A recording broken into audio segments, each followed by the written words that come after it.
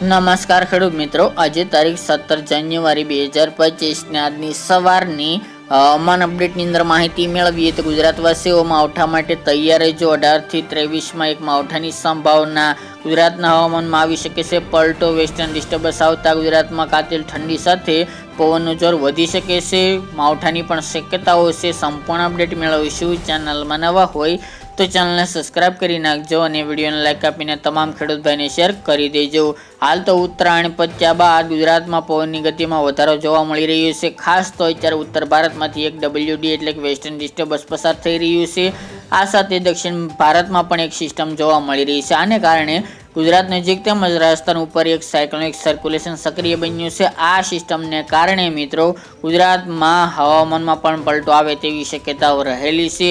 અત્યારના weather model પ્રમાણે 18 થી લઈને 23 એક ગુજરાતના હવામાનમાં પલટો આવી શકે છે, તેમજ અમુક જગ્યાએ વાદળોને કારણે વાદળછાયું વાતાવરણ જોવા મળશે, તેની સાથે હળવા ઝાપટા પણ જોવા મળે તેવી શક્યતાઓ રહેલી છે મિત્રો। તેમજ મિત્રો પવનની ગતિમાં વધારો નોંધપાત્ર જોવા મળી રહ્યો છે। વહેલી સવારે પવનનું જોર વધી રહ્યું છે, સાથે દિવસ દરમિયાન પણ ઠંડા પવનો જોવા મળી રહ્યા છે। અત્યારે પવનની ખાસ કરીને દરિયાકાંઠાના ભાગો જેમાં સૌરાષ્ટ્ર અને કચ્છ સાથે દક્ષિણ ગુજરાતની અંદર 20 થી લઈને 25 કિલોમીટરની ઝડપે પવનો ફૂંકાઈ રહ્યા છે। ઉત્તર ભારતમાં ભારે હિમવર્ષા પણ જોવા મળી રહી છે, જેના કારણે ઠંડા પવન હોવાને કારણે દિવસ દરમિયાન ઠંડીનું જોર વધુ જોવા મળી રહ્યું છે। આ પવનને કારણે રાત દરમિયાન ઠંડીનો ચમકારો પણ વધુ જોવા મળી શકે છે। આપણે પહેલા જણાવ્યું હતું તે મુજબ કે 2 દિવસ દરમિયાન ઠંડીનું જોર વધુ જોવા મળશે, ત્યારબાદ ઠંડીમાં સામાન્ય ઘટાડો જોવા મળી શકે છે। ઉત્તરાયણ બાદ ગુજરાતમાં ઠંડીનું જોર વધી રહ્યું છે। ખાસ કરીને અત્યારની વાત કરવામાં આવે તો નલિયા, ભુજ, ભચાઉ, ગાંધીધામ, રાપર, કચ્છના ભાગો, અડેસર, ઇકબાલગઢ, સાબરકાંઠા, બનાસકાંઠા, વાવ, થરાદ, ડીસા, અંબાજી, આબુ સહિતના ભાગોની અંદર તાપમાનનો પારો સિંગલ ડિજિટમાં જોવા મળી રહ્યું છે અને 8 ડિગ્રી કરતાં પણ નીચું તાપમાન ત્યાં નોંધાઈ રહ્યું છે। આગામી 2 દિવસ દરમિયાન હજુ પણ ગુજરાતમાં ઠંડીનું જોર વધુ જોવા મળી શકે છે। સાથે જ સૌરાષ્ટ્રના ભાગોની અંદર પણ ઠંડા પવનને કારણે રાત્રે દરમિયાન સારી એવી કડકડતી ઠંડી જોવા મળી રહી છે। અમદાવાદ, ગાંધીનગર, ખેડા, આણંદ, બોરસદ, મધ્યપ્રદેશના અન્ય વિસ્તાર તેમજ દાહોદ, ગોધરા, મહીસાગર, પંચમહાલ સહિતના ભાગોની અંદર પણ કાતિલ ઠંડી જોવા મળી શકે છે। દક્ષિણ ગુજરાતના ભાગોની અંદર ઠંડીનું જોર થોડું ઓછું જોવા મળશે, કારણ કે ત્યાં હાઈ લેવલના વાદળો હોવાને કારણે।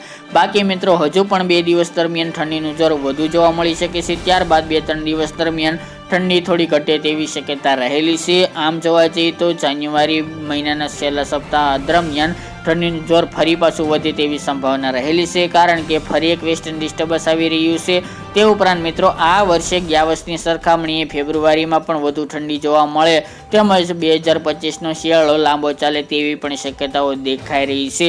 બાકી મિત્રો અત્યારે ઘણા બધા વિદ્વાનો આગાહી કરી રહ્યા છે તે મુજબ ગુજરાતમાં એક માવઠું થઈ શકે છે। હાલ તારીખોમાં ફેરફાર થઈ શકે છે, કારણ કે જેમ વેસ્ટર્ન ડિસ્ટર્બન્સ નજીકની તારીખોમાં આવશે તેમ ગુજરાતની અંદર વરસાદી માહોલ વહેલા જોવા મળે તેવી શક્યતા રહેલી છે, કારણ કે તેમાં તારીખોમાં બદલાવ હોવાને કારણે હજુ પણ આગળ પાછું થઈ શકે છે। વધુ અપડેટ આપતા રહીશું। બાકી મિત્રો ઠંડીનું જોર વધી શકે છે, પવનની ઝડપ પણ વધુ જોવા મળે તેવું અનુમાન દેખાઈ રહ્યું છે। તો મિત્રો આ અત્યારની વહેલી સવારની અપડેટ, ફરી એક નવા વિડીયો સાથે મળીશું।